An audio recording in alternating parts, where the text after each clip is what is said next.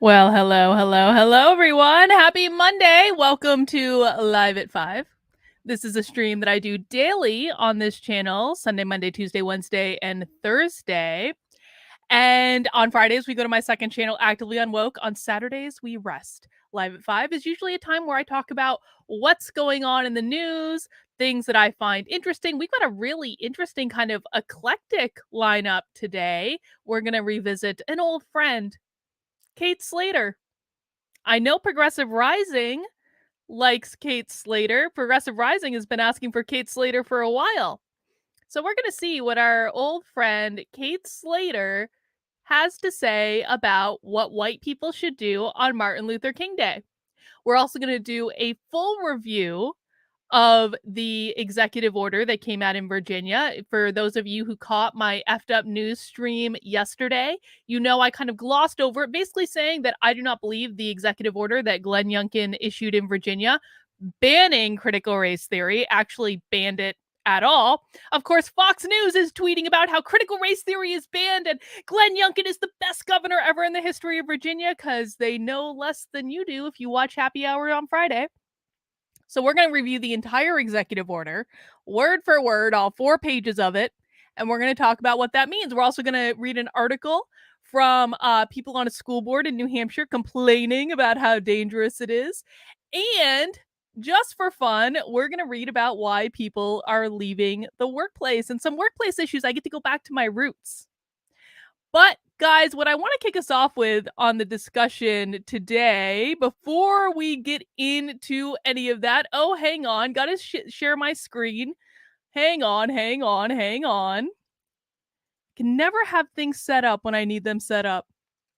What I want to start off with is I have just launched a brand new platform that I'm very, very excited about. I'm going to be building it out. I'm still working on some stuff on the back end that's a little bit trickier than I thought it would, be rather. But the website is up. The platform is launched. Welcome to activelyunwoke.com. Now, many of you know that I spent a couple months earlier in 2021 writing this book, Actively Unwoke. I'm going to put the link in the chat. Hang on. Sign up for some webinars at activelyunwoke.com. We'll put that link in the chat on YouTube. I'm going to talk about those webinars in a second. So Actively Unwoke is going to be a platform I'm going to be building out that's going to have highly practical resources for people fighting back against woke insanity in their life. Of course, we have the book. We're going to be doing a whole book club around the book itself when it gets released in April. You can currently pre-order it on Actively Unwoke. People got mad at me because I only had the Amazon link up yesterday. So now I've got the Amazon and the non-Amazon options. Just for those of you who do not want to give money to the evil empire, there are plenty of other places that you can order the book from. It doesn't have to be through Amazon. So we're going to talk about that. I've got some people who have read the book. Like I've got Chris Rufo's endorsement, Jody Shaw's, Paul Rossi's, Eric Matheny's, Frank McCormick's, Howard Asher's. We got a lot of stuff going on, but what I want to draw your attention to is right here. This is an upcoming live event. And in fact, we're going to go right into the live events section because what I'm going to be doing is I'm going to be putting together a series of webinars that are going to be private. They're not going to be broadcast on YouTube. We will record it, but it's going to be archived on the site. And we're going to be doing a series of webinars just like this one that I'm going to be doing on February 1st. Now, what I'm going to be doing, the whole point of Actively Unwoke is I've decoded the woke for normal people and have given highly actionable things and case studies people can do to fight back. So on February 1st, I'm going to be giving a free webinar for people who are total noobs at all of this. And I know that many of you guys, you spend a lot of time with me, you listen to me a lot. So many of you are more advanced, right? But your friends, your family, people who have just heard critical race theory on Fox News and are like, what is this thing and why is it bad? They still need to be brought along so that they understand as much about what's going on as all of us do. And so I'm going to be putting on this webinar on February 1st, where I'm going to give people a overview of what critical race theory is for absolute newbies, what it is, how it shows up, what the language means, why it's dangerous, things like that. You can register for that currently at activelyunwoke.com. Just come right over here and you'll be able to click on this or click over here to register for that webinar. We will also be doing, and I just don't have the promo up for it, but I do have confirmation so you can add it to your calendar. Nicole Solis is going to be joining me for another private webinar on February 11th. That is a Friday at noon. Nicole Solis is the mom in Rhode Island that got sued by the teachers unions because she dared to ask what her 5-year-old was going to be learning in class. Nicole's going to come on and is going to teach people how to do freedom of information requests, which I think is a really highly practical skill that every parent with people in public school or with children in public schools needs to know how to do a freedom of information request, a public records request, because that is how we find out what the schools are teaching. So Nicole is a mom. She's also a lawyer, really brilliant person. But she did a whole bunch of public records requests, and that's how she got sued by the teachers unions. And so she's going to come on and teach you exactly what you need to do. So those are a couple things that are going on activelyunwoke.com. You also see we've got our local supporter exclusive book club for the R of the Mind. I can't say the R word on YouTube, but this is a book about, here, let me read the description. In 1933, Merleau began to study the methods by which this systematic mental pressure brings people to abject submission, by which totalitarians imprint their subjective truths on the victim's mind. It goes far beyond direct military implications of mental torture to describe how our own culture unobtrusively shows symptoms of pressurizing people's minds.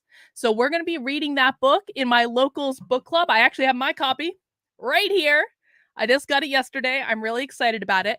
Now, you can come and join us for a book club on February 20th, and we're going to be joined by Aaron Kinsvatter, who was the whistleblower from the University of Vermont, who talked about how woke the university has gotten, and he's now in private practice. He's a psychotherapist and a counselor.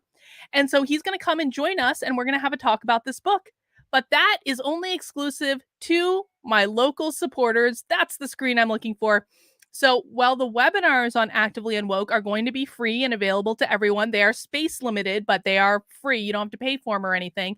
The book club and other features that I do on my locals are only available to people who are making a gift to support the work I'm doing, because I need to eat somehow, guys. But what I do try to do is give people all sorts of awesome perks when they join my locals. You can join by heading over to kb.locals.com/support. You can join monthly for $5 a month. You can join annually for $50, which gives you 2 months for free. And you can even make a one-time gift. If you just want to support the work I'm doing and you appreciate it, listen, you can give through PayPal or crypto. I have all of that in the links below. But if you really want to get the full benefit of it, why not just make it through locals? Because when you make the one-time gift through locals, you also get access to all of the perks for the duration of that gift. So like $100 gift in locals gets you like 2 years of locals. So you might as well get the perks if you're going to donate the money. It's like the biggest bang for your buck. So that's how you get access to that book club. And again, this webinar that I'm doing, that's going to be free, but the book club's only going to be in locals. The other thing you're going to get access to when you join my locals is our Zoom calls, and we have one coming up in 2 hours. So you can, on the stream today, join my locals and then join us for a private Zoom call at 7:00 tonight, where it's just an open forum. It's not recorded. People can talk about whatever they want to talk about. And I love my local Zoom calls are the best. I have the best community on locals, and I love our Zoom calls. They keep me sane and balanced. And I know you guys will be able to join them and really fall in love with the community just like I have. All right, enough shilling.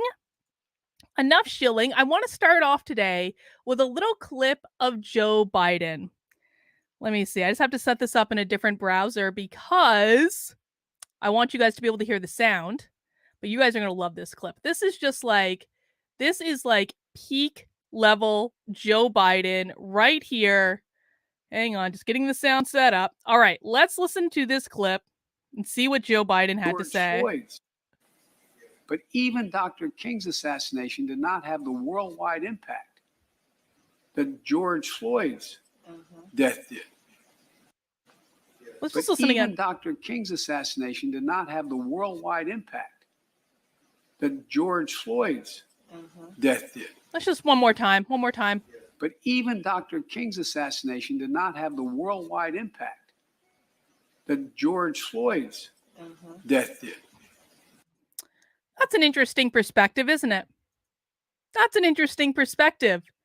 And the reason that I wanted to show that perspective of Joe Biden literally saying that George Floyd's death had a greater impact than Martin Luther King's, which I'm not sure I buy into that, but what that says to me, honestly, is that what the woke want to focus on is all of the things that are negative, all the things that are not going well. And in the process of doing that, they like to gloss over all of the progress that we've made. According to people like, well, not even Joe Biden, because Joe Biden is like not even in his right mind anymore, but people like Joe Biden and the people on the woke left, what they try to do is make it seem like we have made absolutely no progress when it comes to race in this country at all since the 60s. That's just not true. That's not true. Now, you can argue that George Floyd's death did obviously have an impact. It caused $2 billion worth of property damage, which the Democrats called mostly peaceful protests. But that's not what he's trying to do there. What he's trying to do is make it seem like that is our current state of affairs. Like nothing has gotten better since Martin Luther King died. And that is just not reality. They try to rewrite history like this all the time. And that's something that I think we need to keep in mind when we are looking at our first story today. Kate Slater is back. Kate Slater is back. Who remembers Kate Slater? Who remembers Kate Slater?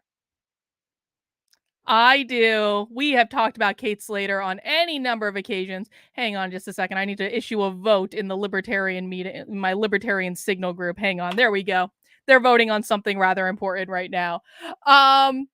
So Kate Slater is a woman that's basically like Robin DiAngelo Jr.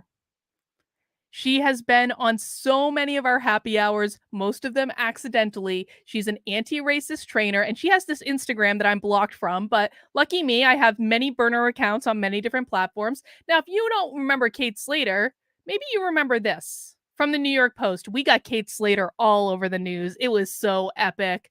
It was amazing. White Brandeis Dean Kate Slater posts epic critical race theory rant. I hate whiteness. She got reported on all. Kate Slater was literally on the front page of the Daily Mail because of the work that we all did on Happy Hour, exposing her.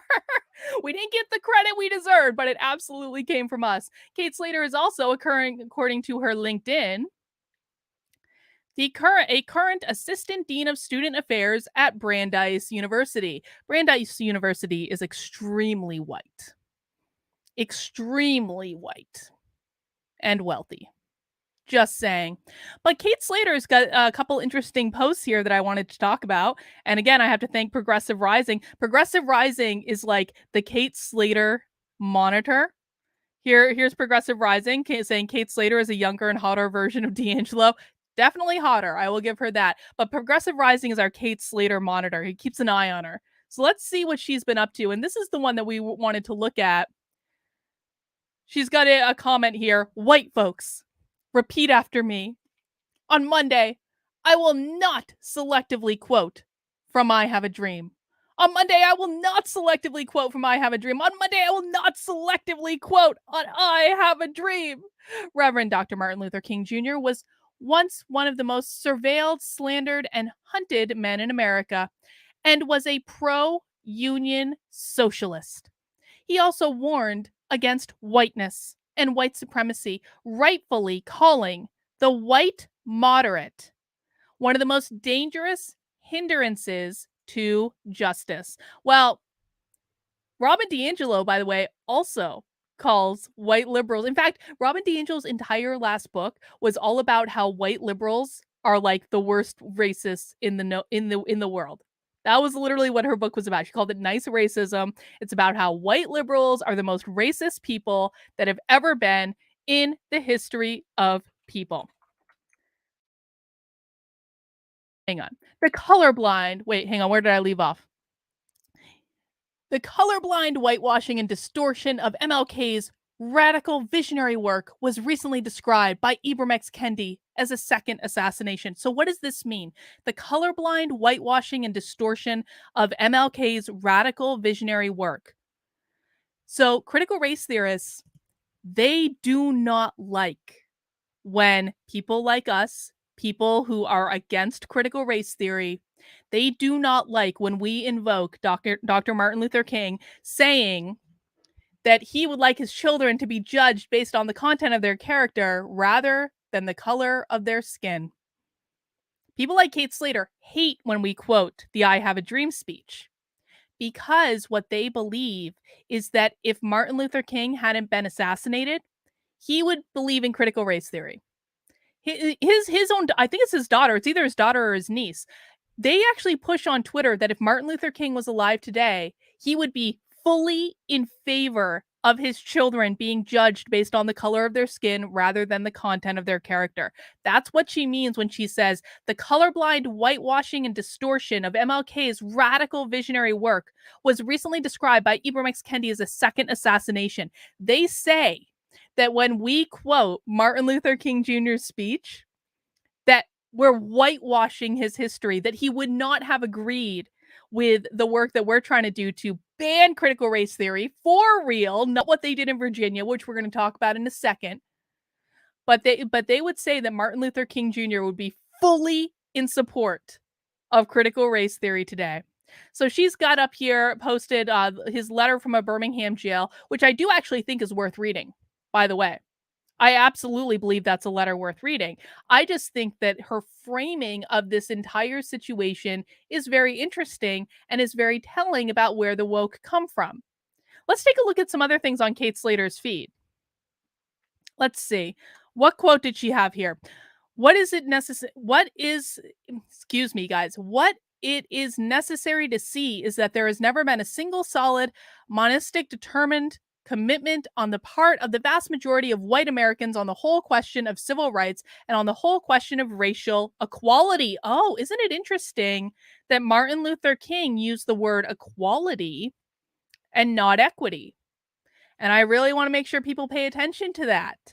Martin Luther King used the word equality. He did not use the word equity, which of course is the word that people like Kate Slater will mostly use today. Now, equality is about equality of opportunity. I want my children to be judged based on the content of their character, not the color of their skin. That's when he's talking about equality. What Kate Slater would argue is, again, that Martin Luther King would be in favor of equity today, which equity is equality of outcome, not equality of opportunity. This is something that truth impels all men of good will to admit. I don't disagree with any of that, but let's read what Kate Slater had to say about that. Large segments of white society are more concerned about the tranquility and status quo than about justice, equality, and humanity. White people today and every day is a day to take stock of our activism and action or inaction. How do we continue to uphold and participate in whiteness and white supremacy? Because we find it familiar, comforting, and beneficial. Let's take a look at some other stuff she's got. Let's see. Oh, what to do when you're called in. This could be a really helpful thing for us to look at. White people. So you've been called in. How in the hell do you respond when you act in harmful, racist ways and you are held accountable? Calling in is the term that they use. It's basically like a play on being called out, except what they say is when you're being called in, you are being invited to examine your own biases and to change your behaviors. This isn't about penalizing you, it's not about canceling you, it's just about holding you accountable. Instead of going down a shame spiral, here is an acronym that I've created after many, many instances where I've effed up and caused harm. Okay, so Kate Slater right here is admitting that she's a racist white lady who is one of those people that they talk about causing harm. Effing up is a brutal but inevitable part of white co-conspiring. We white people have years, literal decades, of radicalized conditioning to unlearn. We're never going to arrive at a place where we get it right all the time. So Kate Slater is saying here that white people are born racist, are brought up racist, are socialized to be racist, will always be racist no matter what we do. We are just doomed to a life of racism. This acronym can provide some further steps for you to follow so as to not cause further harm and to educate yourself on how you can do better. 1. Stop. You can feel like she really does channel Robin DiAngelo. I've read way too much Robin DiAngelo to the point where I'm a little crazy from it. If you guys think I went insane since you maybe found me on this journey for the past 2 years, whenever you found me, if you guys think I've gone insane in the past 2 years, it is probably a direct result of reading way too much Robin DiAngelo. Something broke, something snapped. I don't know exactly what happened. But it did. We need to acknowledge that. We need to tell the truth about my level of sanity. Stop. And I mean stop talking, stop arguing, stop attempting to justify your actions, white people. Stop asking for clarification. Recognize that you've done damage and you need to remove yourself before you cause more harm. 2. Handle your emotions. Take space to process your emotions away from the person you've caused harm to. Learn to recognize the feelings that are hallmarks of white supremacy: guilt, shame, anger, defensiveness, and process them either alone or with a trusted white friend. I like how she enumerates there that if you're going to process your feelings about being a racist, don't do it with black people. Only do it with a trusted white friend. I mean, any friend that you could really trust if they're white. I don't know how we trust anyone that's white anymore. You must remember intent versus impact. Your feelings don't matter in this situation because the impact of your actions has been violent and harmful.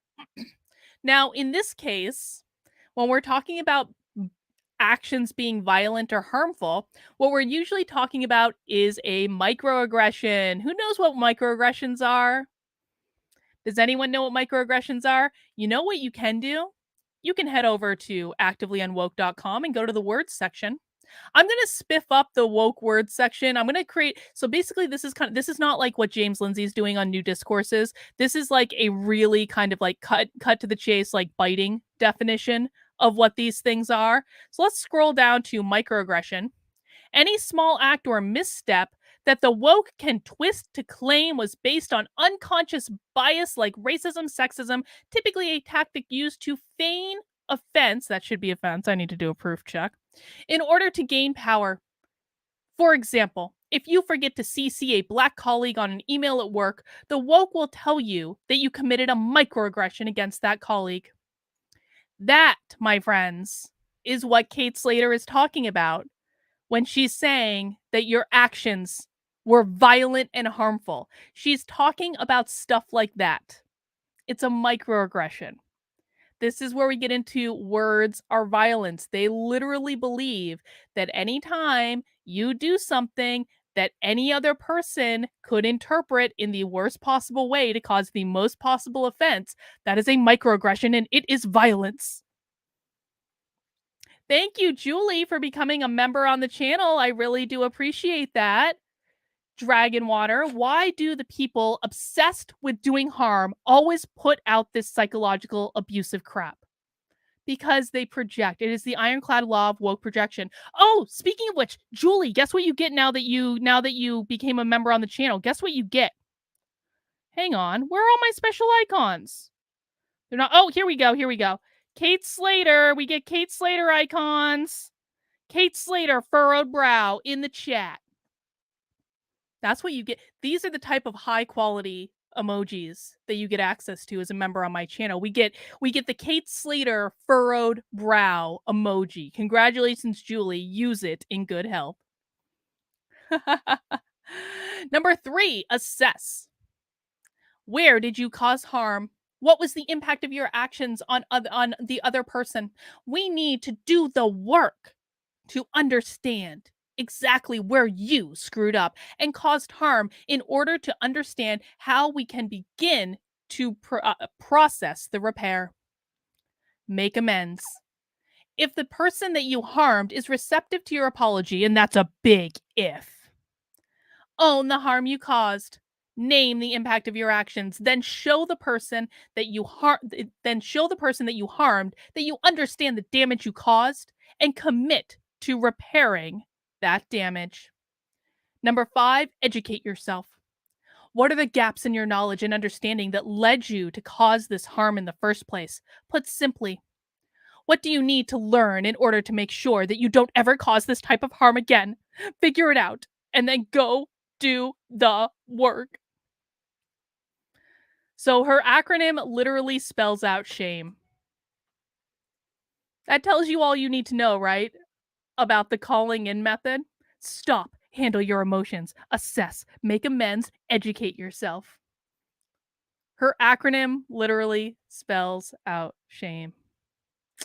Oh, Kate Slater. Kate Slater. I missed you, Kate Slater. What else should we look at on Kate's channel? She's got this podcast with Angel, in which this podcast is actually funny to watch, and we watched some of it before, but like it's like Kate's black best friend, in which Kate is basically there just to defer to whatever her black best friend Angel wants to say, because Kate is the white lady. Kate never speaks first. She always has to take the back step because she doesn't want to center her own whiteness in the podcast. It's amazing. I missed our buddy Kate. Let's see. Anti-racist roadmap. Oh my God. Look at all this stuff. She's got a whole worksheet here.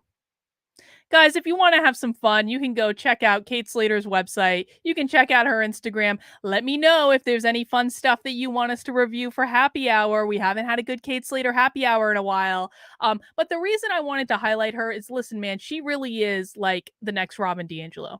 She is. I've seen her all over the place. We need to keep an eye on people like this. We need to know what they're doing. You know, she has freedom to do what she wants. She lives in Massachusetts, so as long as she stays there, I'm cool with it for right now. The reason I know her is because she got her doctorate from the University of New Hampshire. That was how I originally started encountering her. But she's moved down to the progressive paradise of Massachusetts, so at least I have respect for that. But we want to make sure we're keeping an eye on these people. We want to make sure we know what they're saying. As long as Kate's staying in her little neck of the woods, I don't worry about her too much. But every once in a while, it is fun to go back and visit. All right, guys, if you're enjoying the stream so far, please make sure you mount that like button for me. If you're not subscribed to the channel, maybe I will earn your subscription today. If you think you're subscribed to the channel, just go ahead and do a double check, because YouTube literally unsubscribe people from my channel like every single night. It usually happens around 3 or 4 a.m. Now, I do know that there's some people who have very strong feelings about me, but I can't imagine any of those people in large groups are getting up around 3 or 4 a.m. in the morning just saying, I have to unsubscribe from Carlin right now. So just make sure you're subscribed. I do content pretty much every single day of the week except for Saturdays. So if it's not showing up for you, just know that it's probably here waiting and YouTube hasn't served it to you yet. All right. Next up, I want to go back to this, because yesterday on my effed up news stream, I felt like I had to address the Virginia critical race theory ban, which isn't a real ban. Now, if you want to read this full article about why I do not believe that the executive order in Virginia actually bans critical race theory, I did just put that in the chat just so you guys have quick access to that. But what I did not do on the stream yesterday is go through the entire executive order. So we're going to do that now. But I just want to say at the top, because I've already heard from so many conservatives, and listen, if you don't do this, or you didn't think this, I'm not talking to you. But I've already heard from so many conservatives who say stuff like, Carlin, you are just a secret leftist that is trying to trick us. Why do you besmirch Glenn Youngkin when he obviously banned critical race theory? You are just but a leftist. You are a spy. You have nefarious intent by telling us that he didn't actually ban critical race theory. Well, here's the thing. I am sorry that I cannot deliver you guys the news that Glenn Youngkin banned critical race theory. There would be nothing in this world that would make me happier than to be able to say Glenn Youngkin wrote the most amazing executive order in the history of executive orders. But the fact of the matter is that he didn't. He didn't, or his team didn't, because of course Glenn Youngkin didn't write this executive order. Someone on his team did, probably his attorney general, who didn't know what he was talking about. And the thing of it is that if you are only listening to conservative media, you have one very specific view of what critical race theory is and how it manifests in the classroom. But on my channel, What we do is actually not even on my main channel anymore. On my second channel, Actively Unwoke now exclusively, we do happy hours every single Friday. You can see the archives here. You can go back and watch them. And what happy hour is a time when we come together to watch a full woke presentation start to finish. We do this every single week. I watch woke trainings in my spare time just for fun. And because the people on my channel and I watch these trainings start to finish, we know that what is being reported on places like Fox News or OAN or Newsmax about critical race theory is not the full and complete story. Sadly, conservative influencers don't know this, and conservative pundits don't know this. They take the tiny sliver of what is reported on Fox News and Tucker Carlson saying critical race theory is anti-white, and they make that be the end-all be-all of how it shows up. But the fact of the matter is that we know from watching Happy Hour every week that it does not always show up like that. In fact, most of the time, woke trainers are teaching critical race theory in a way that is much more subtle, much more covert, and much more nefarious. And so if you want to learn more about that, I highly recommend you watch some of our happy hour streams. But I want to talk to you. I want to basically go over the entire executive order. I want to read the whole thing. And I want us to talk about why I do not believe that this actually banned critical race theory at all. So we can go over it, and I'm happy to answer your guys' questions in the chat. Executive Order Number 1, ending the use of inherently divisive concepts, including critical race theory, and restoring excellence in K through 12 public education in the Commonwealth. Let me see if I can make this a little bit bigger for you guys to be able to see. There, it gets bigger, but can we fit it on the screen is probably the most important question. Oh, that actually fits. Okay, perfect. By virtue of the authority vested in me as governor, I hereby issue this executive order to ensure excellence in K through 12 public education in the Commonwealth by taking the first step to day one to end the use of inherently divisive concepts, including critical race theory, and to raise academic standards. Okay, so what we need to ask ourselves at the very top is, how are they defining inherently divisive concepts? And most importantly, how are they defining critical race theory? So we need to expect to see definitions around inherently divisive concepts and critical race theory in this executive order for it to have any teeth at all. Importance of the initiative.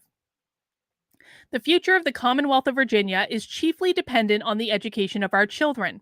Education has life-shaping power, and our educational system should instill in Virginia students a love of lifelong learning to ensure that they become their own best teachers. We must enable our students to take risks, to think differently, to imagine, and to see conversations regarding art, science, and history as a place where they have a voice. All right, all that's fine. There are no definitions there. Political indoctrination has no place in our classrooms. The vast majority of learning in our schools involves imparting critical knowledge and skills in math, science, history, reading, and other areas that should be non-controversial. Inherently divisive concepts like critical race theory and its progeny, we don't know what its progeny is, by the way. They aren't defining that either. Instructs students to only view life through the lens of race and presumes that some students are consciously or unconsciously racist, sexist, or oppressive, and other students are victims. All right, so now we are actually starting to get some definition here. But what you're going to see is this definition does not align with the things that they banned. This denies our students the opportunity to gain important facts, core knowledge, formulate their own opinions, and to think for themselves. Our students deserve far better from their education than to be told what to think. I have no problem with that paragraph. Instead, the foundation of our educational system should be built on teaching our students how to think for themselves. Virginia must renew its commitment to teaching our children the value of freedom of thought and diversity of ideas. Brilliant. Perfect. Love it. We must equip our teachers to teach our students the entirety of our history, both the good and the bad. From the horrors of American slavery and segregation and our country's treatment of Native Americans to the triumph of America's greatest generation against the Nazi Empire, the heroic efforts of Americans in the Civil Rights Movement, and our country's defeat of the Soviet Union and the ills of communism, We must provide our students with the facts and context necessary to understand these important events. Only then will we realize Martin Luther King Jr.'s dream that our children will not be judged by the color of their skin, but by the content of their character. Again, no problem with that sentence. That's not the point. The Constitution of Virginia requires that the governor shall take care that the laws be faithfully executed. It further provides a right to be free from any governmental discrimination upon the basis of religious conviction, race, color, sex, or national origin. Critical race theory and the related concepts are teaching children to engage in the very behavior the Constitution prohibits. All right. At this point in the executive order, we have still not defined critical race theory. We still have not defined divisive concepts. What does it mean to be a divisive concept? We also haven't defined progeny. But Ethan, like, I know what the term progeny means, but in terms of how they've used it in this executive order, there's no definition to it. What is the progeny of critical race theory? You're talking about the progeny of a person. This said the progeny of critical race theory. What does that mean? I still have no idea. I literally have no idea what they believe the progeny of critical race theory is. There are several things it could be. It could be social emotional learning, it could be culturally responsive teaching, could be any number of things, but it is on them to define it. Accordingly, pursuant to the authority vested in me as the Chief Executive Officer of the Commonwealth and pursuant to Article 5 of the Constitution and the laws of Virginia, I hereby order the following. Number 1, the Superintendent of Public Instruction shall review all policies within the Department of Education to identify those that promote inherently divisive concepts. Such policies shall be ended. We have not yet defined inherently divisive concepts. What should have happened, because a lot of people have asked me, well, Carlin, what would you prefer? As though I don't have answers to this. Of course I have effing answers, please. What should have happened is before they got into the directive section, they should have had a whole section with a list of very specific definitions. Here is how we're defining divisive concepts. Here is how we're defining critical race theory. That should have been in between their introduction and their directive. If you want a list of the definitions that I would have put in here, I would refer to HB 544, the original bill that was introduced in New Hampshire, not the one that actually passed, because that's different from the original bill. The Republicans screwed up the one that actually passed. But the original bill in New Hampshire had a really good set of definitions, and that set of definitions was taken from Donald Trump's original executive order. And so that is the executive order he issued back in 2020 before the election. I want to say it was in September. I could be wrong about that. But Donald Trump's original executive order, when he was still president, that banned critical race theory in the federal government, had a long list of definitions, and that list of definitions was what they used when they originally crafted the bill HB 544 in New Hampshire. That is the list of definitions I would have used. I'm not coming with problems, guys. I am actually coming with solutions here. I don't want to hear any complaining that I haven't offered solutions. But we haven't defined inherently divisive concepts yet. Okay, number 2. The superintendent of public instruction shall immediately review all guidelines, websites, best practices, and other materials produced by the Department of Education to identify those that promote or endorse divisive or inherently racist concepts. Again, we still have yet to define divisive or inherently racist. These definitions matter. If we don't have definitions around things, we don't know what's good and we don't know what's bad. I like the fact that he's directing a review of everything the Department of Education has done.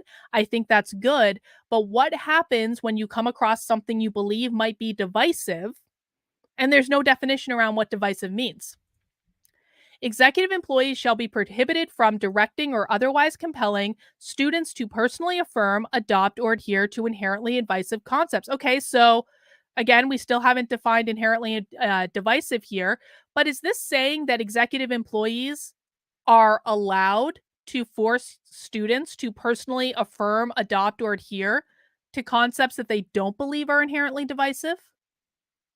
Why doesn't this just say executive employees shall be prohibited from directing or compelling students to personally affirm, adopt, or adhere to any concept? If the goal is about increasing diversity of thought, then why are executive employees allowed to force students to believe anything? So it should have been more vague. Still haven't defined divisive. The superintendent of public instruction shall review the Department of Education's cultural competency training to determine if it or any portion promotes inherently divisive concepts. No definition. And take action consistent with the laws of Virginia to modify such trainings to end the use of inherently divisive concepts. Every time this executive order says the words inherently divisive concepts without defining the term inherently divisive concepts, drink something. I'm going to drink some coffee. We only drink alcohol on happy hour. If you have alcohol, go to town. Drink anytime that term comes up and we don't know what it means. In addition, the superintendent shall make recommendations on how the Department of Education and school divisions can develop and make available to all teachers and school leaders model professional development and training so teachers and schools are prepared to engage students on important civic and historical issues in a fair and unbiased manner without imposing their personal beliefs. I'm on board with that. That's fine. No problem with that. The superintendent of public instruction shall review and revise or rescind Superintendent's Memo 5019 to remove reference to any inherently divisive concepts. I don't know what that memo is. We're not going to talk about that today. The superintendent of public instruction shall review all changes made to the Commonwealth of Virginia's public education curriculum within the last 48 months to identify inherently divisive concepts, including concepts or ideas related to critical race theory. We also haven't defined critical race theory yet. And initiate through the regular curriculum reevaluation process changes that will replace them with concepts and lessons that will ensure all Virginia students are taught to respect all individuals regardless of race, sex, or faith. Okay, so one of the problems here is that in most cases, the teacher decides what's taught. So it honestly doesn't really matter even what the curriculum says most of the time, because the teacher ultimately is going to decide what's taught in the classroom. The superintendent of public instruction shall review the Ed Equity VA program and end any portion that promotes inherently divisive concepts. Dragonwater says, this is the problem with assuming everyone thinks like you. Nothing is inherently divisive. What is divisive isn't divisive to someone else. Dragonwater, that is an excellent point. That's an excellent point. They do eventually define divisive concepts, but not in a way that's going to be effective for banning critical race theory. But they do eventually get to it. We'll talk about that. Julie, we don't know what critical race theory is in terms of this definition. We don't know how they're defining critical race theory. They never actually define critical race theory in this entire document. So we don't know if it's inherently divisive. We don't know how they're defining critical race theory. If the state of Virginia is defining critical race theory based on how Kimberly Crenshaw would define critical race theory, and Kimberly Crenshaw is one of the founders of critical race theory. If the state of Virginia is using the definition that Kimberly Crenshaw puts forward, they would not define critical race theory as being taught in public schools. They would say it's only taught in law schools. Is that how we're defining critical race theory? Then why do we need an executive order banning it from schools? Do you guys see what the problem is when you start futzing around with executive orders when you don't have clear definitions of things? It's their job to put the definitions in place. Glenn Youngkin got elected over 2 months ago. They had plenty of time to craft this executive order. They had plenty of time to do their due diligence. They didn't do it. Sorry, not sorry. They didn't do it. The superintendent of public instruction shall end the Virginia Math Pathways Initiative. I don't know what that is. The superintendent of public instruction shall provide a report to me and the Secretary of Education within 30 days.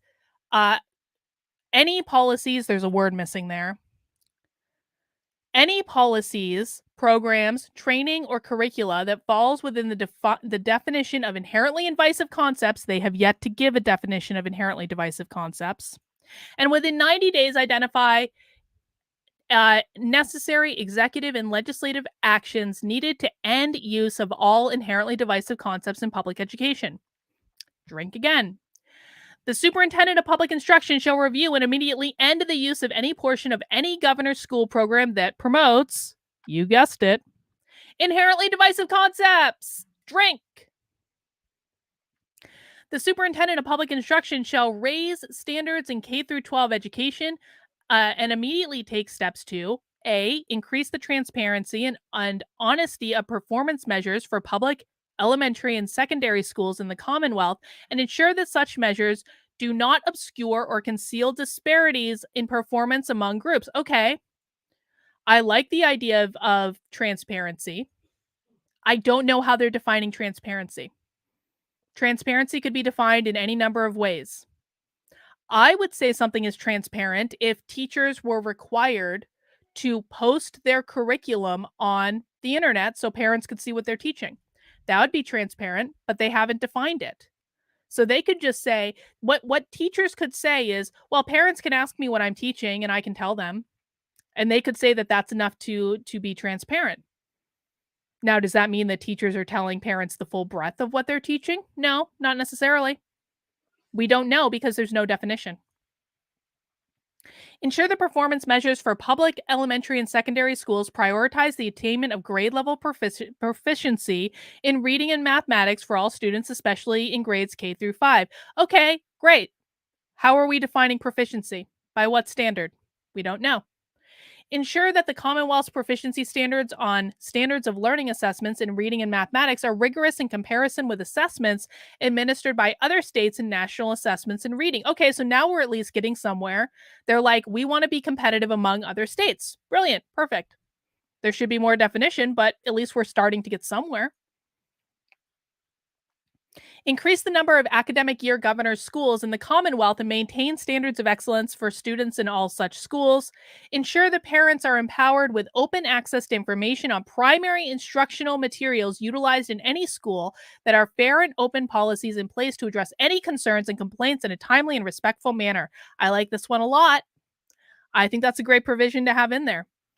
See, I'm not just picking apart things I don't like. I will actually say that I think that this is a good provision to give parents, make sure parents are empowered to have open access to information. Brilliant. Love it. 12, the superintendent of public instruction shall issue a report to the Secretary of Education and me within 90 days on the status of efforts to close the achievement gap in K through 12 education, and with recommendations for additional executive and legislative actions that should be undertaken to ensure all students are graduating from high school, career, and college ready. Well, I certainly hope that some of those recommendations include updating this executive order with actual definitions to things. 13, the superintendent of public instruction shall initiate through the regular curriculum reevaluation process changes that would ensure Virginia students are given through and comprehensive education of the world, United States, and Virginia history without the influence of, you guessed it, inherently divisive concepts. Drink. Now, we actually get into a definition in the last paragraph. For the purposes of this executive order, inherently divisive concepts means advancing any idea in violation of Title IV or Title VI of the Civil Rights Act of 1964, including but not limited to the following concepts. One race, skin color, ethnicity, sex, or faith is inherently superior to another race, skin color, ethnicity, sex, or faith. Okay, I like that. An individual, by virtue of his or her race or skin color, ethnicity, sex, or faith, is racist, sexist, or oppressive, whether consciously or unconsciously. All right, I'm on board with that. An individual should be discriminated against or receive adverse treatment solely or partly because of his or her race, skin color, ethnicity, sex, or faith. Okay, on board with that. Members of one race, ethnicity, sex, or faith cannot and should not attempt to treat others as individuals without respect to race, sex, or faith. I'm on board with that. An individual's moral character is inherently determined by his or her race, skin color, ethnicity, sex, or faith. I'm on board with that. An individual, by virtue of his race, sex, skin color, ethnicity, sex, faith, bears responsibility for actions committed in the past by other members of the same race, ethnicity, sex, or faith. Got that. And meritocracy or traits such as hard work ethic are racist or sexist or were created by a particular race to oppress another race. Well, this is a really good definition of what's covered in the 1964 Civil Rights Act. What's missing?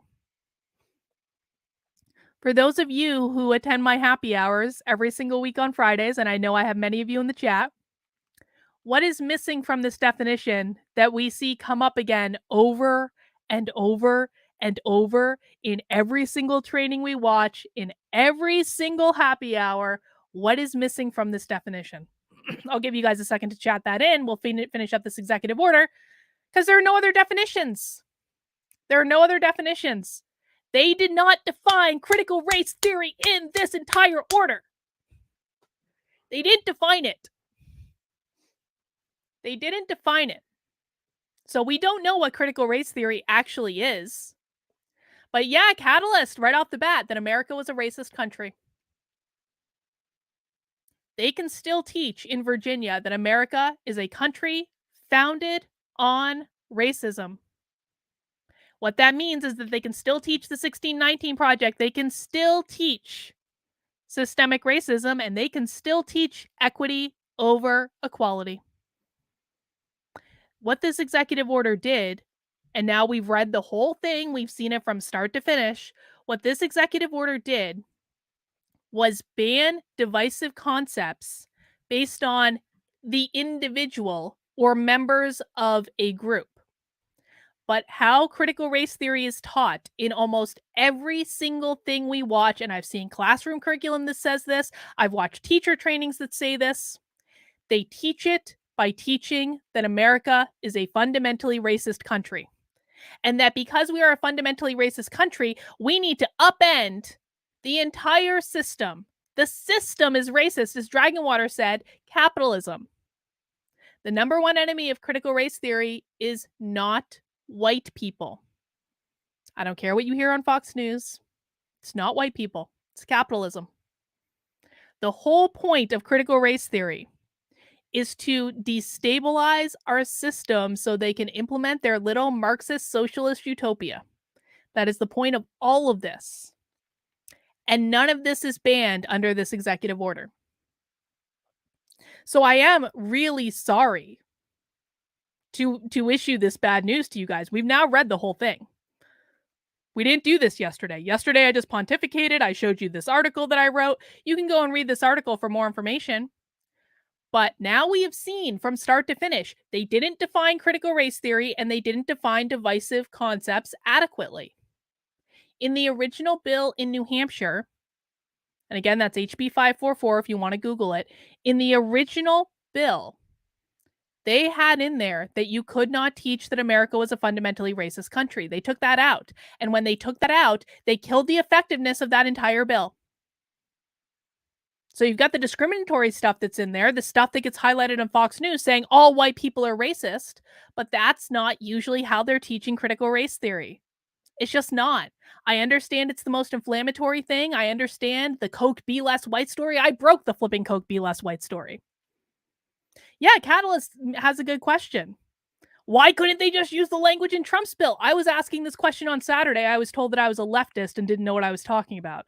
I was like, I'm pretty sure they could have used the definitions from Trump's executive order. They're like, nope, Carlin, that's impossible. You don't know anything, you silly leftist.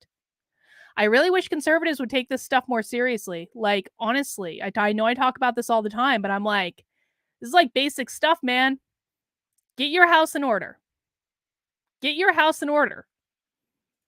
You had 2 months to write this executive order. The guy is the governor of Virginia.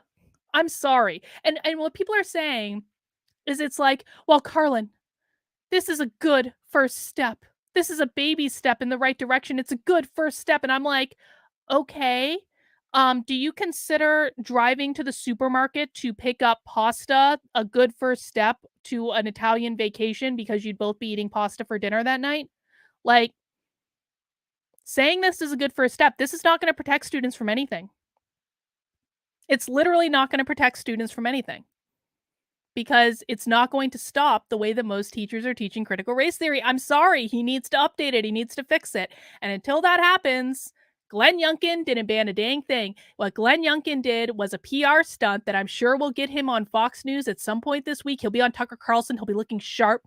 Tucker will be like, Glenn, why are you so amazing? And Glenn's going to be like, because I banned critical race theory in Virginia. And the thing of it is why this is important is that parents in Virginia right now believe that their little darlings are going to be safe when they are sent to public school. right now, parents in Virginia believe that critical race theory has been banned. The governor got elected, they banned it. I don't need to worry about it anymore. If people think that something is banned, do they still pay attention to it? Do they still fight back against it? Do they still go to school board meetings? Most of those parents are never going to read this executive order that we just read. It's 4 pages long. I don't know why they wouldn't, but most of them aren't. And so they will believe that critical race theory is banned when it's not. And teachers, man, I said this on FW News yesterday, the teachers played y'all. The teachers are like, oh my God, we now have free reign to teach whatever we want to teach because they didn't really ban how we're teaching it. The teachers played y'all, man. So my recommendation is that if you live in Virginia, please contact your governor's office. Please point out to him every single thing that I pointed out to him. I don't live in Virginia, man. I ain't contacting the governor. I am a private person that lives in New Hampshire that happens to know a lot about critical race theory. There are a lot of people that governor's office are in touch with that should know every single bit of information that I just laid on you.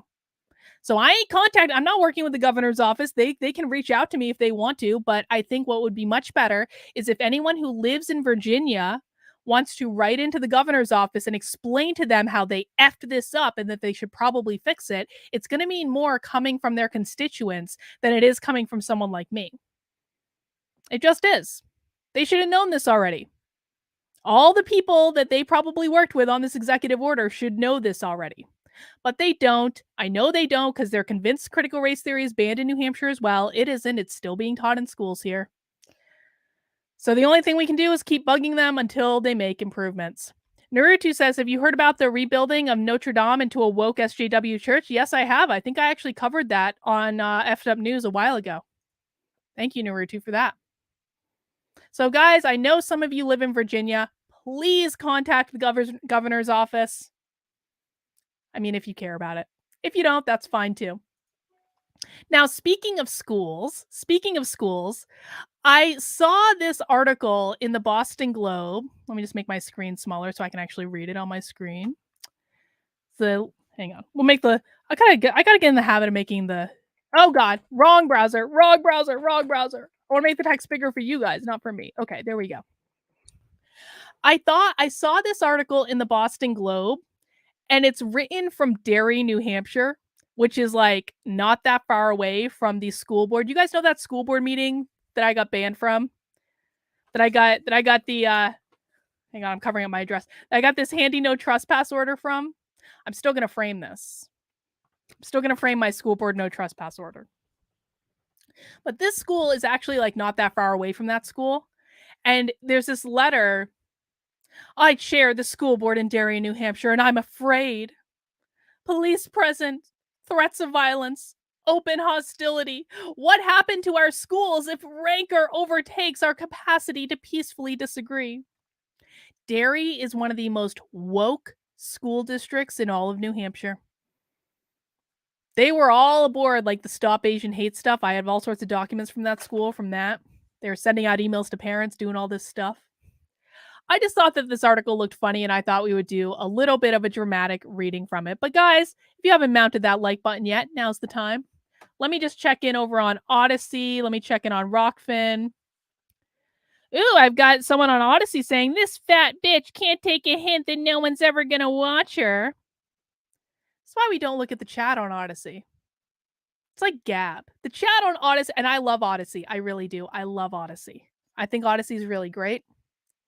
I don't like the chat on Odyssey because it's basically like Gab. All right, let's read this article. For a couple of days. And by the way, guys, that fat bitch comment, I get those from conservatives all the time who don't like that I tell them that Glenn Youngkin did not ban critical race theory. I've gotten all sorts of emails like, you don't know what you're talking about. Please don't turn into those people. Please don't do that. Honestly, I'm begging you guys in the chat, please don't turn into these people that are like, you're not telling me what I want to hear, so you are a horrible fat I was gonna say a word that rhymes with Ike and starts with D because that's what they always call me. You're a horrible fat lesbian and no one liked you and everyone hates you because you're not telling me the talking points I want to hear. Please don't turn into those people, guys. If we actually care about fixing these problems, and I do care genuinely about fixing these problems, like getting all pissed off and up in arms when people say things that you don't want to hear is not actually going to solve anything. It's actually going to make it worse. I'm sorry, I'm going on a little bit of a tangent right now, but like conservatives on Twitter are sometimes their own worst enemy. And I know that Twitter is not real life, but Twitter is what I have to judge a lot of the times, not all the times. But sometimes you guys are your own worst enemy. If all you want to hear is people who tell you, whisper sweet nothings in your ear, and you don't want to hear from anyone who tells you the truth, you're just setting yourselves up for trouble, man. You're just setting yourselves up for trouble. All right, let's read this article about sharing the school board in Derry, New Hampshire, and why that is just a dangerous pursuit. For a couple of days last fall, a viral video on Derry's Facebook pages was a 1-minute clip of a man telling the Derry school board that if we required everyone to get the jab, we would be war criminals and should be hung. I kind of like that. As a chairperson, I interrupted and asked the man to be polite. When he persisted, I told the AV guy to cut off his mic. The man continued, calling me and my fellow board members Nazis and repeating that we should hang. The audience, who mostly shared the man's opposition to masks and vaccines and usually clapped for like-minded speakers, remained silent. Oh, I doubt that's true. I doubt that's true. The night, my expression was steely. The next day, in the district business administrator's office, I cried out of frustration, anger, and fear. Good. I'm sorry, but good. This is a chair of a school board that silenced a member of the public who probably had 2 minutes to make a speech. And she didn't even want to give him that.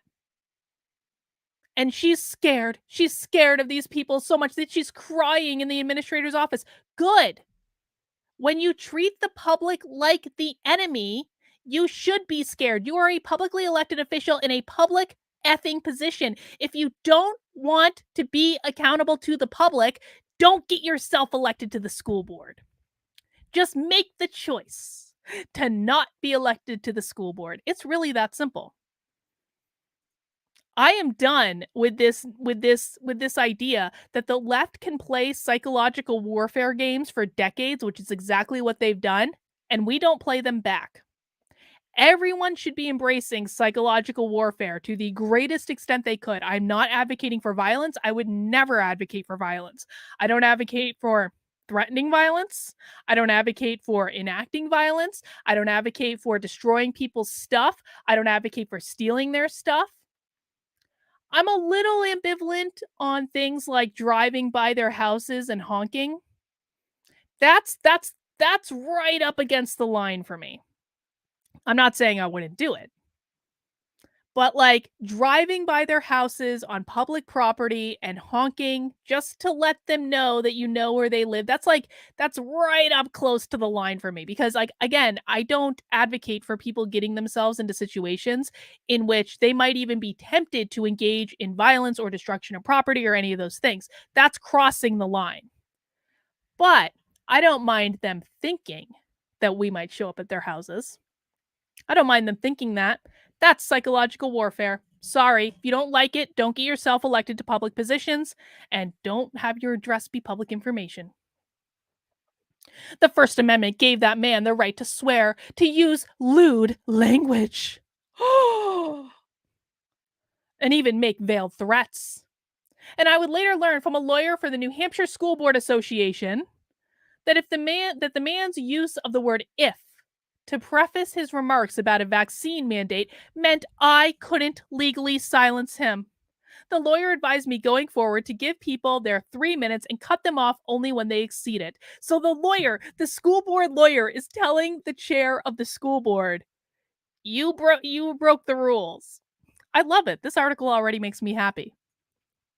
But in that moment, the man's threat, veiled or otherwise, felt very real to me.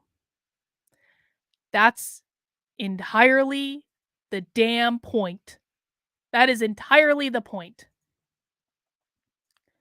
Over the next week, I repeatedly relived what happened and thought about resigning. Maybe you should have resigned. Was serving as chair of my local school board worth withstanding such vitriol? Was it worth shaking in my car on my drive home from a meeting? What kind of example was I setting for my students if I didn't challenge such ugly speech?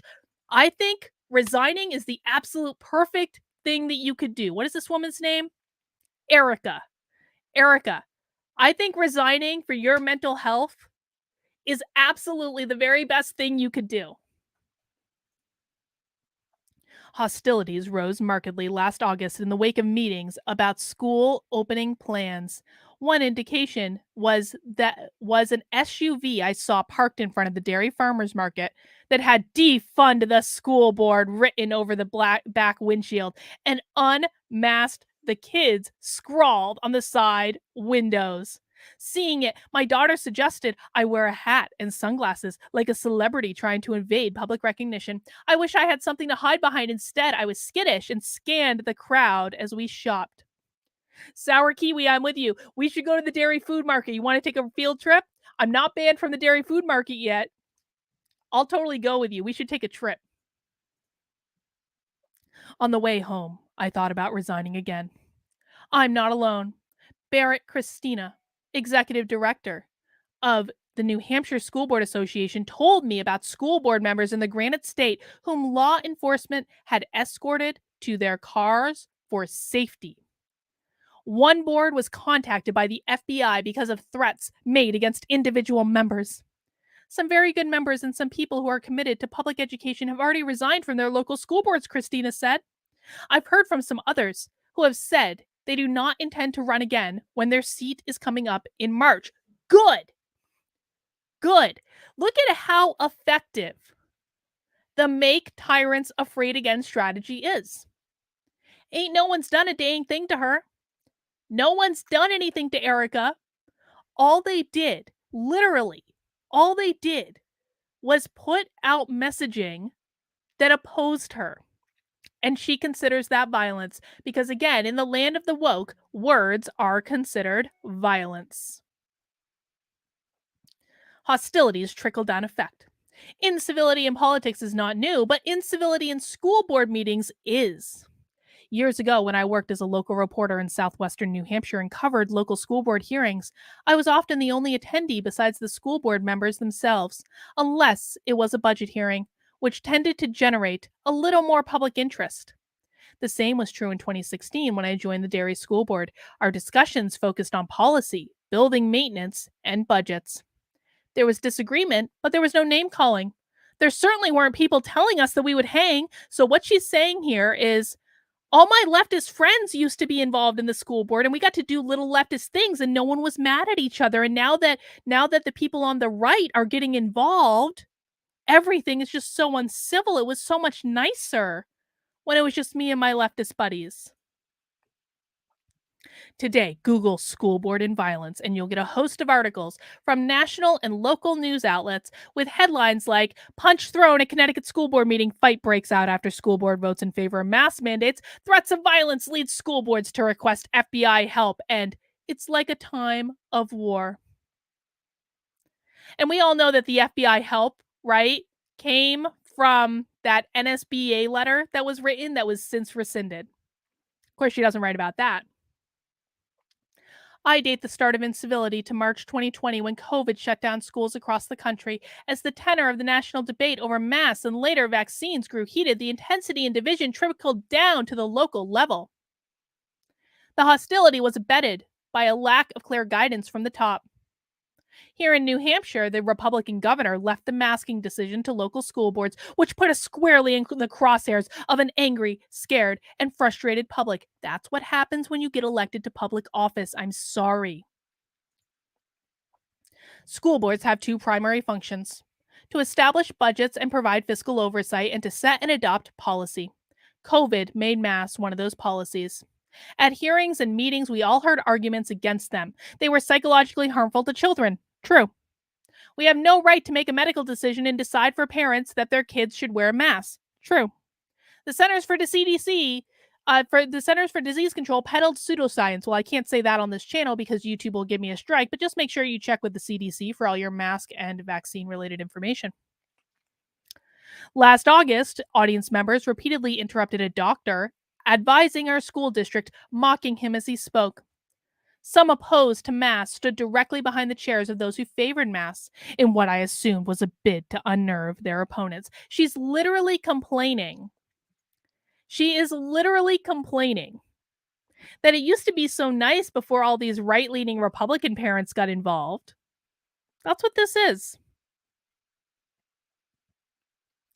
On the other side, equally passionate parents told us that masks kept their young children, who are not yet eligible for vaccines, safe. Regardless, someone was always angry and the board was always on the receiving end of their ire. As school board meetings across the country have become battlegrounds, many boards, including mine, have brought in police to quell anger.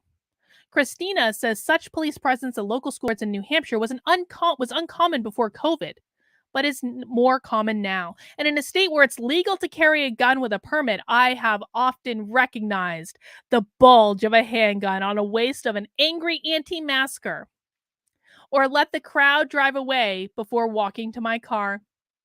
I feel better knowing there's police backup, even as I lament that this is what it's come to.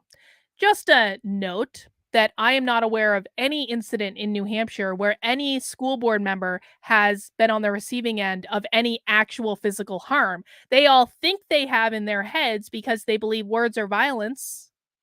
But I'm not aware, and I could be wrong. I am opening the door that I could actually be wrong here. But off the top of my head, I cannot think of any incident in New Hampshire that I've heard of where a school board member has actually been physically harmed or had their property harmed in any way, shape, or form. And that's how it should be. We shouldn't be hurting other people physically or stealing their stuff. Mental fuckery is fully on the table so far as I'm concerned. There are people who just don't talk. They just want to block what is happening because they don't want it to happen. This is not new, said Michelle Holt-Shannon, director and co-founder of New Hampshire Listens, a civic engagement initiative of the Carsey School of Public Policy at the University of New Hampshire. Her group works with up to 40 groups and communities a year to increase constructive public engagement.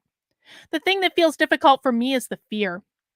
Because of what's happening the past couple of years, the fear of people hurting other people is higher and real. The trouble on school board isn't only about how to best protect students from COVID. Critical race theory has also become a factor. CRT is not taught in our pre-K through 8th grade school system. Yes, it is. It absolutely is. I have evidence of it in New Hampshire. But that hasn't mattered. In 2021, as CRT, which contends, among other things, that racism is embedded in legal systems and policy, became a stand-in for the conservative case against liberals. Outrage over it spread to local school boards. I first heard about critical race theory in a candidate forum before Derry's school board election last March. The candidates expressed outrage over CRT en masse. Didn't win seats on the board, but there's reason to believe they have better chances this year. She's literally saying, the Republicans didn't win last time, but there's reason to believe they might this time. Yeah, because more people are aware of critical race theory now than they were in the last election. For one thing, last July, conservatives and libertarians in New Hampshire passed the so-called divisive concepts legislation, which makes it illegal statewide to teach school children that one race is inherently superior or inferior to, or inherently racist or sexist. Can you imagine opposing a bill that makes it illegal to teach students that one group is inherently superior or inferior, or that people are inherently racist or sexist? I actually think that sounds like a pretty good law myself. Not a complete law. They screwed it up at the end in the same way Virginia did, but that policy is fine. For another, the conservatives and libertarians are organized. Moms for Liberty fundraised online for a CRT bounty to be awarded to anyone reporting a teacher who violates the divisive concepts law. Some parents more closely scrutinized the goings on in their children's virtual classrooms. Each time school went remote, parents saw or heard something they didn't like and came to the school board meetings in greater numbers. Isn't that funny? Isn't that funny? That every time schools went virtual and parents were actually able to see what was being taught, they didn't like it and they reported to the school board. Isn't it funny how that works? I want to mention, and I mentioned this on F'd Up News yesterday. So, one of the reasons that I know that the executive order in Virginia will be just as effective as New Hampshire's anti CRT bill is that this CRT bounty was never collected. There were people who tried. To this day, my understanding, and maybe there's been an update in this, I don't know. I need to talk to the person who issued the bounty. But like my understanding is that this bounty has yet to be collected because teachers are teaching critical race theory in a way that doesn't break the law. That's how I know that that executive order in Virginia isn't going to be effective. In addition, the 603 Alliance tagline, Uniting Conservatives for a Better America, trains people to speak at meetings and run for local school board nationally. The 1776 Project PAC explicitly endorses candidates who oppose critical race theory. Oh no. Most school boards are officially nonpartisan, but the culture wars are changing that. School board election turnout in Derry averaged under 7% of eligible voters over the last decade. Such low numbers mean a strong turnout by one group can sway the vote. That's a nice message for everyone to hear. 7% of eligible voters voted for school board. That gives me hope. That gives me hope. Listen, you guys know that I don't really believe that school board elections are the end-all be-all of this fight for many, many reasons. But you know what? That's not to say you just give it up to the left. If you've got someone that wants to run for school board, run them for school board. It really wouldn't be that hard to get elected, relatively speaking. I first ran for my local school board after a friend and I convinced the board to add another teacher to our son's grade because classes had as many as 27 students. I like the idea of improving education. Why am I still here? Withstanding so much hostility? Because the hostility isn't actually about education. And because we teach students to stand up for themselves respectfully. And someone needs to stand up for them against those evil conservatives that are trying to have an opinion and are watching what their kids are learning on the Zoom classes and, oh my God, discovering that they think that the schools are bullshit. Okay, I improvised that last part. You guys can see that's not in the article. But I feel like that's what she's saying. Only Democrats can stand up for students, not Republicans or conservatives, and God knows not those dirty libertarians. That's probably what she was thinking in her head. Come on, let's just be honest. That's probably what she was thinking. What I fear most is that community participation will become the domain of those who seek conflict or who hold an anti-mask, anti-vax viewpoint. God knows we wouldn't want people who disagree with us to participate in public life. That would just be horrible. For the conflict averse, going to a meeting in today's hostile climate is deeply uncomfortable, and running for office is out of the question. Good. And the next school board election in my town is in March. Oh, that article was fabulous. That was so great. It's like, this is the leftist mind in the wild. Catalyst wants to know, which would you say are more feckless, leftists or conservatives? Conservatives. Oh my God, by a long shot. And that's because when leftists want to do something, they do it. Leftists currently control every major institution in our country. They control the universities. They control the schools. They control corporate America. They control the military. They control entertainment. They control the media. They control journalism. They control tech, everything. Leftists are not feckless at all. They get stuff done. They bide their time. They're strategic. They wait. They make a battle of inches. Conservatives talk. And I'm not talking to people in the chat if you feel like I'm personally attacking you, but like conservatives talk a lot and they whine a lot and they complain a lot and then they don't do anything. I truly, truly wish. People think I'm against conservatives, man. No, I want conservatives to be better. Republicans have not updated their own party platform in 10 years. 10 years. Always an excuse about why they don't have to. There's always an excuse about why they don't have to go to a rally. There's always an excuse about why they don't have to get involved. There's always an excuse for everything. All of a sudden, if there's an event, the lawn needs to be mowed, even if it's winter and there's a foot of snow on the ground. I would dearly love for conservatives to improve. I would dearly love for conservatives to show up. I would dearly love for conservatives to do the due diligence on critical race theory that many of us have done watching Happy Hour every single week. Because then they would know that Glenn Youngkin's executive order does not ban critical race theory. They would know that the bill in New Hampshire does not ban critical race theory. They need to go back and fix it. But they won't. They won't. They don't listen. I would love them to so much. Really, really would.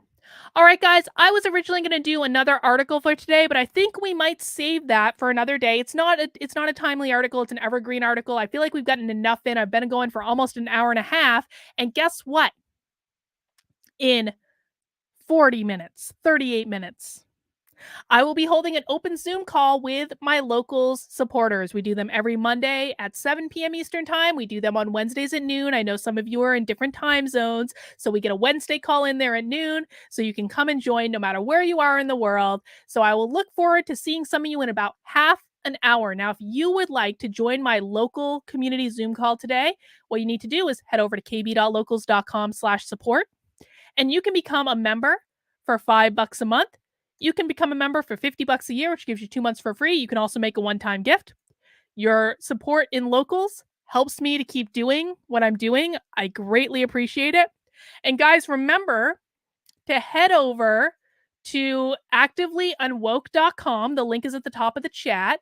And make sure you pre-order my book, Actively Unwoke. The hardcover is available for pre-order now. There will be a Kindle version. There will be an audio version. They're just not available yet. But if you want the hardcover now, you can pre-order it.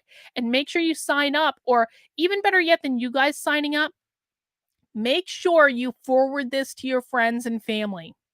If your friends and family have questions about critical race theory, if your friends and family need an overview and a primer, if they need it to be decoded, if they're really like just starting to learn about this stuff, this is going to be a great introductory webinar. It's going to be private, so I'm not going to reveal people's names or things like that.